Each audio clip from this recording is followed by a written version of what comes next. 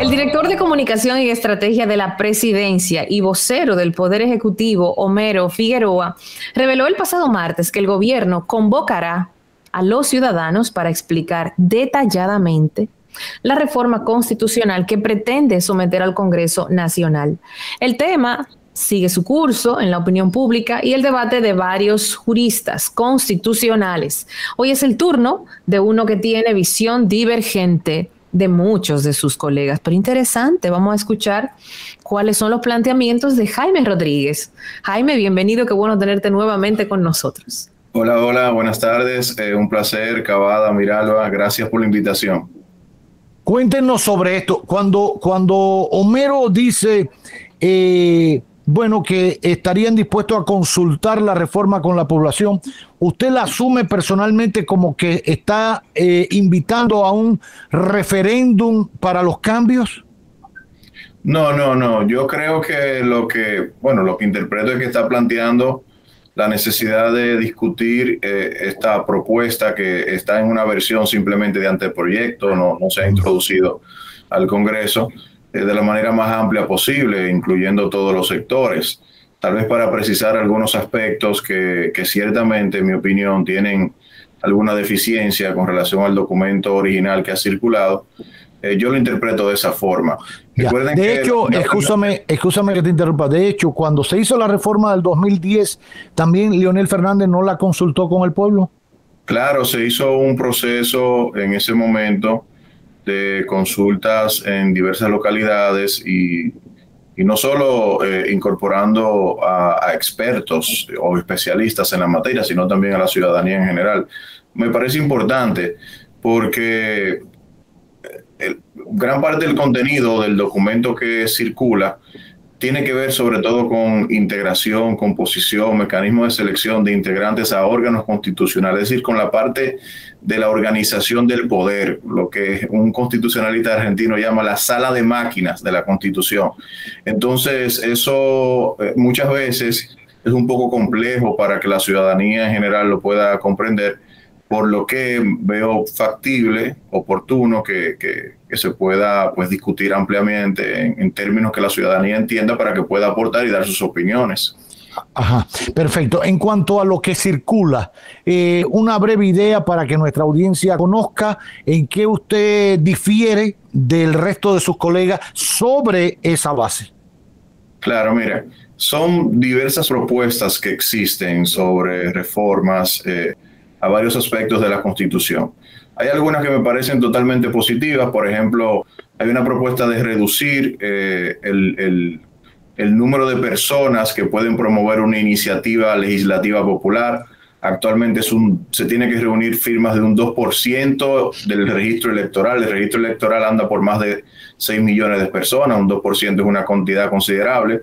Y la propuesta plantea reducirlo simplemente a 25,000 personas, es decir, que 25,000 personas que puedan suscribir y dar su consentimiento a la presentación de iniciativa puedan hacerlo y presentar esa iniciativa ante el Poder Legislativo. Eso es una medida que amplía la posibilidad de participación directa de la población en las decisiones políticas. Otra medida que me parece a mí también correcta, que puede tal vez verse superficial dentro de las distintas medidas que se propone, es la de ampliar el plazo de observación que tiene el Poder Ejecutivo para decidir la observación o promulgación de las leyes. ¿Qué sucede?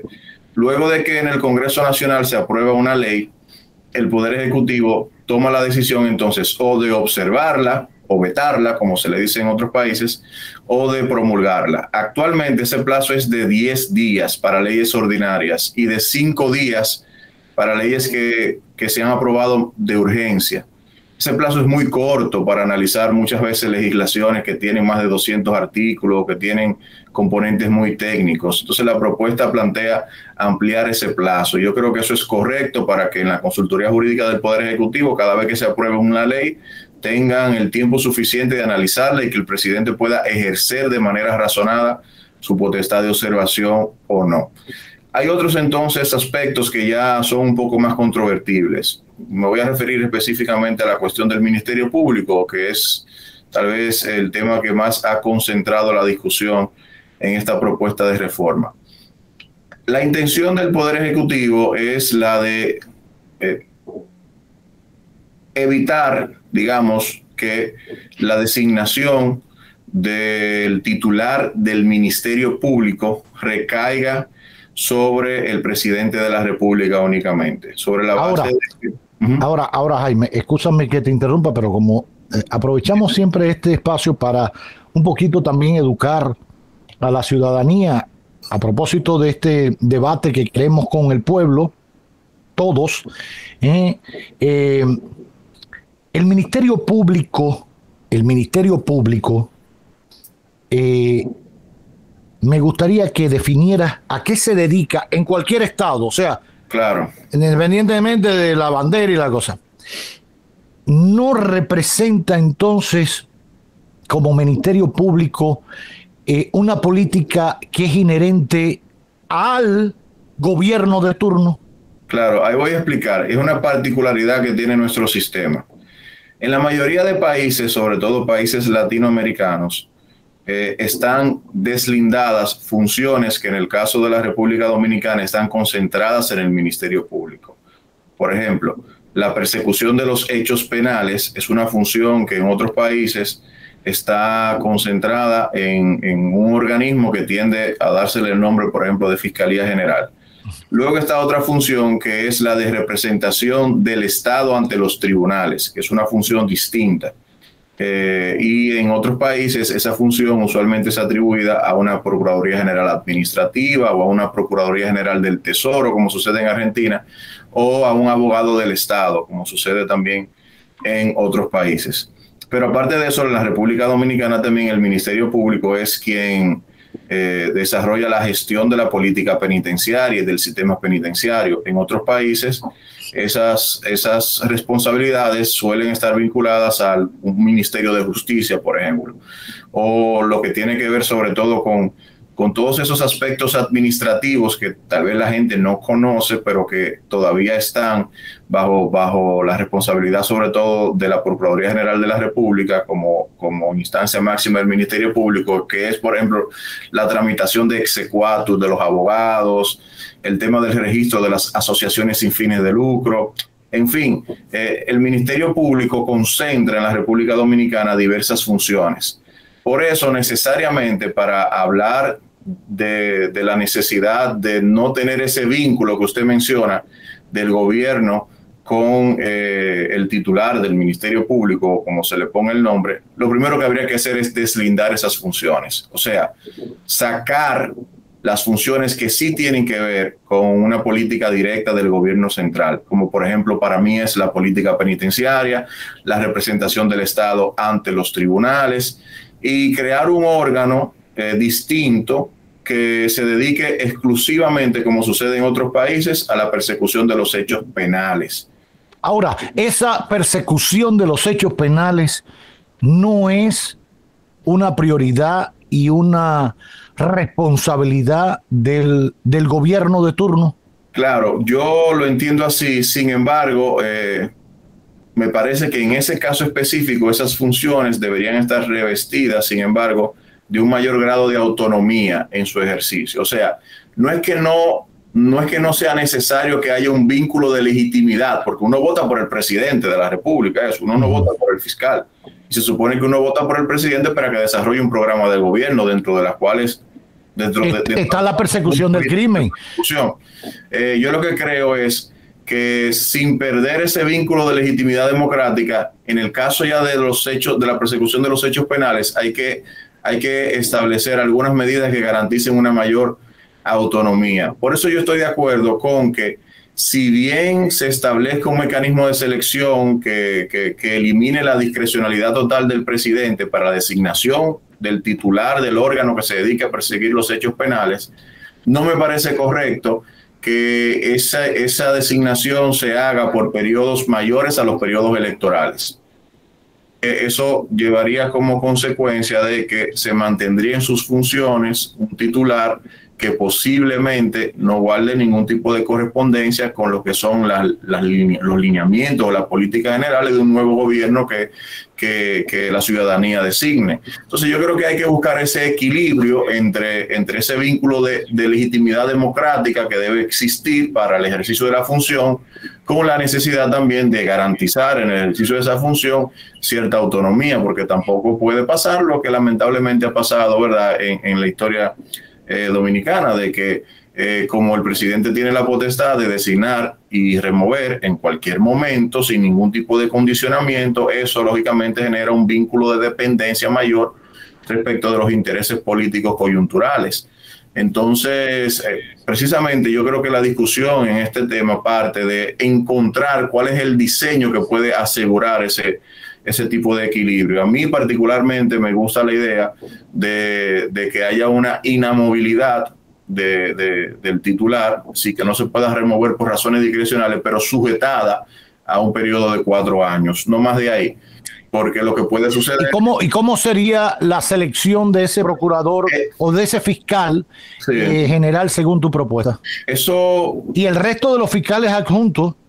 Sí, eso, lo primero es que yo creo que si se adopta ese esquema, no deberían haber procuradores adjuntos designados fuera de la carrera del Ministerio Público. Solamente el titular, entiendo que estaría justificado que pudiese venir por fuera de la carrera del Ministerio Público. Lo otro es que ya el mecanismo de selección, yo entiendo que hay diversas opciones, tienen todas sus pros y sus contras. Está la opción de adoptar un esquema similar, veníamos conversando fuera del aire, a lo que sucede con otros órganos constitucionales como la Cámara de Cuentas, como la Junta Central Electoral, en las cuales existe un sistema en el caso específico de la Cámara de Cuentas o del Defensor del Pueblo, un esquema de presentación de ternas entre las cámaras legislativas. Otra opción sería, digamos, aprovechar ya la existencia de una instancia que tiene una potestad de designación de funcionarios que ejercen funciones jurisdiccionales en las altas cortes, que es el Consejo Nacional de la Magistratura. Y cualquier opción que se tenga, yo entiendo que debe también establecer a lo interno posibilidades reales de que la ciudadanía pueda impugnar, objetar a los posibles postulantes al cargo de fiscal general o de procurador o de titular del Ministerio Público, como al final se llame. O sea que es una cuestión que al final hay que discutirla. Yo lo que sí quiero dejar claro es lo siguiente, o sea, una cosa es establecer un mecanismo de selección que como consecuencia de que parta de la necesidad de cierto consenso, porque intervienen distintos órganos o porque interviene la ciudadanía, garantice formalmente una mayor autonomía. Una cosa es eso y otra cosa es pretender que una decisión de este tipo va a estar totalmente desvinculada de cualquier decisión política. Eso no ha pasado en ningún país del mundo, ¿eh? O sea, sin importar el esquema que se utilice, claro, siempre ese componente va a estar ahí. Siempre va a existir porque si se adopta una posición como la del Defensor del Pueblo o la Cámara de Cuentas, al final es una terna que presenta la Cámara de Diputados y la decide el Senado. Los que componen el Consejo Nacional de la Magistratura, ¿quiénes son? Son representantes de los 3 poderes del Estado. En todos los países del mundo, o sea, la decisión con relación a este tipo de designación, de alguna forma u otra, tiene un componente político, por una razón fundamental que tiene que ver con nuestro sistema democrático. Nosotros, a quienes votamos directamente para que nos representen, es a los integrantes del Poder Legislativo y del Poder Ejecutivo, específicamente el presidente de la República. Es decir, que si nosotros entendemos, esto todo lógicamente en abstracto formal, de que vivimos en una democracia, no podemos suponer que no va a tener algún tipo de incidencia la decisión de quienes nosotros elegimos para que nos representaran. Porque si no, dejaríamos de ser una democracia, entre comillas, para pasar a ser un sistema tecnocrático. Entonces, claro, esa no es la idea. Por eso que yo a veces he sido un poquito crítico con los discursos naif, para mí, o nihilistas, que entienden que es posible llegar a algún tipo de esquema que sustraiga por completo la política. Eso no es posible. No es posible y ni siquiera es deseable.